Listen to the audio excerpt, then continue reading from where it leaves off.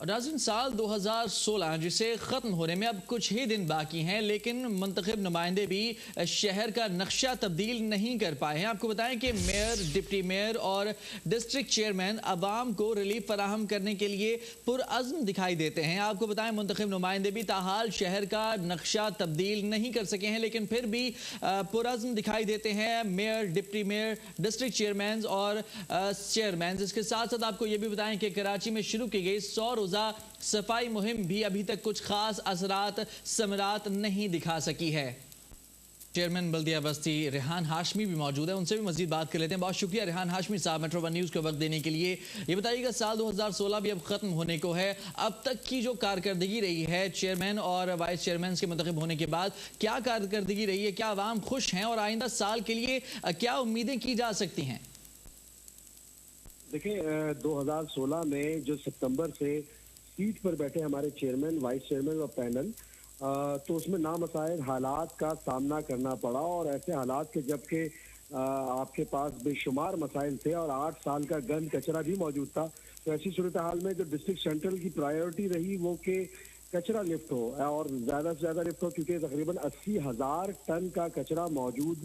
تھا، جس میں سے آج کم سے کم میں یہ میٹرو کو کلیم کر سکتا ہوں کہ ہم نے آلموسٹ 45% کچرا جو ہے وہ لفٹ کر لیا ہے۔ 7 ڈمپنگ سائٹ تھی ہماری، جس کا جو ہم ڈیلی کے بیسس پہ اس کو زیرو کر چکے ہیں، اور جو یوسیاں ہم نے چوز کی تھی، جو منتخب کی تھی 100 ڈیز کی مہم میں،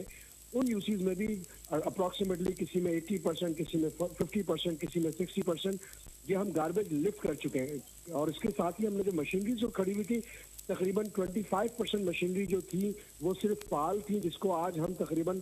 35 سے 40% پر لے کر آ چکے ہیں۔ 2017 میں ہم امید کر رہے ہیں کہ سندھ گورنمنٹ اپنا طرز عمل تبدیل کرے گی اور جمہور کا خیال رکھتے ہوئے آرٹیکل 140A کے نفاذ کو عمل میں لے کر آئے گی۔ مگر یہ بھی ذہن میں رکھیں کہ اگر حالات ایسے ہی چلتے رہے اور عوام کو ان کے جمہوری حق سے محروم رکھا گیا، بنیادی حقوق سے محروم رکھا گیا، KWSB ہو، KDA ہو، KBCA ہو، یہ ادارے میئر کے انڈر میں نہیں بھی کیے گئے بل فرض،